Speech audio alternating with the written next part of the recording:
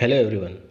Today I will explain you the chapter first, the best Christmas present in the world of English class 8. The name of the author of this chapter is Michael Morpurgo. Let's start. Here the author found a roll-top desk in a junk shop.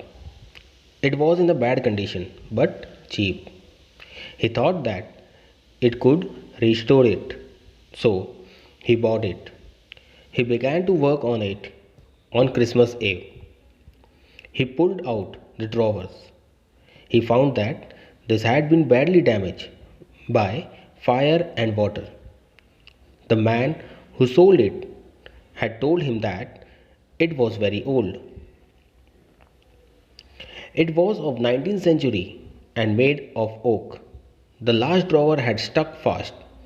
He had to use much force to open it.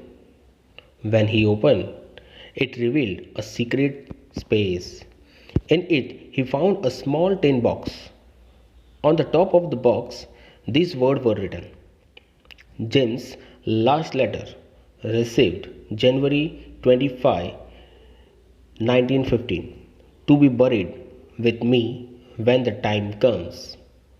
Inside there was an envelope with the address Mrs. Jim Macpherson, 12 Copper Beach, Bridgeport. The date was December 26, 1914.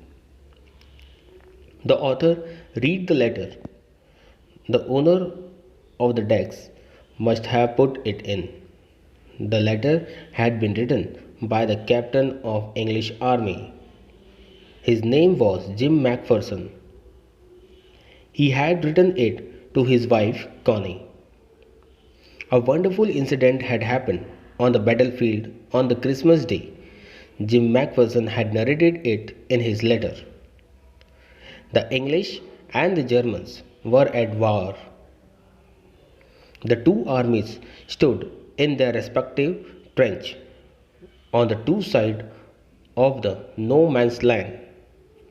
Suddenly, Macpherson saw someone waving a white flag from the enemy side. Then he saw many German soldiers calling out of them. They were wishing a happy Christmas to the English soldier. Some English soldier shouted back, "Same to you." The English thought that was all. To their surprise, they saw many Germans moving toward them. The captain was alarmed. It could be trick, but it was not. They were bringing with them German wine and canned meat. Now, there was no rifles between the soldiers. They were hugging one another.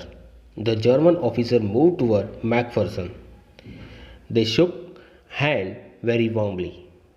Then, German soldier said that he was from Dusseldorf and that he played cello in the orchestra. He gave his name as a Hans Wolf. In return, Macpherson also introduced himself. He said that he was a school teacher from Dorset. Hans Wolf smiled. He said he knew Dorset.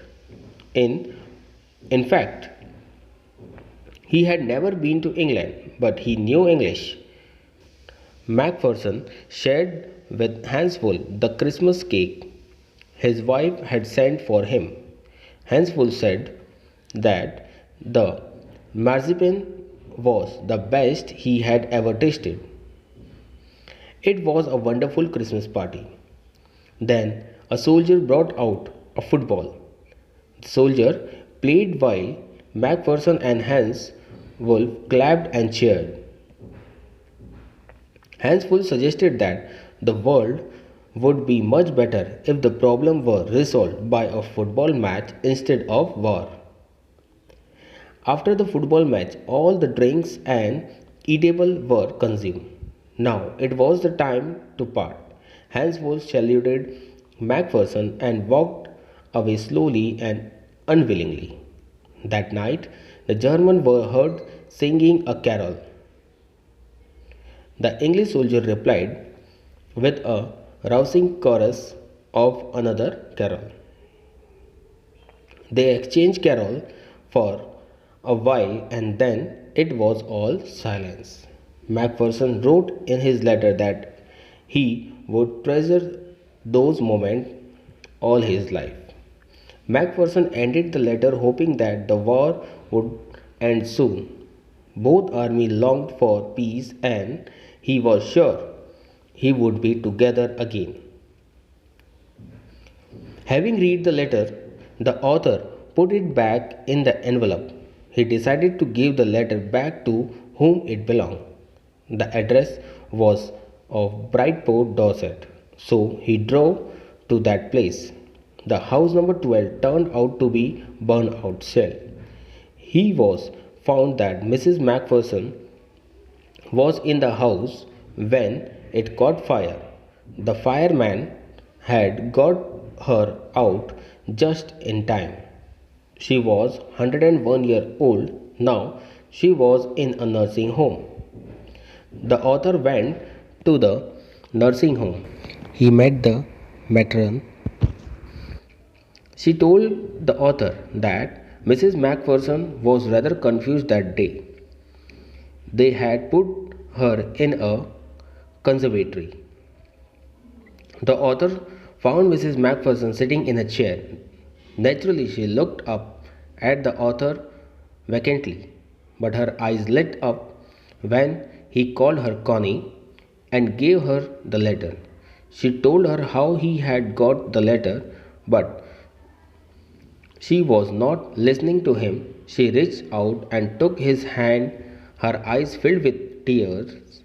She felt that her Jim had written. She said that her Jim had kept his promise. He had written on the eve of Christmas. She made him sit beside her. She kissed his cheek. She talked long and lovingly to him. She said that she had got the best Christmas present in the world.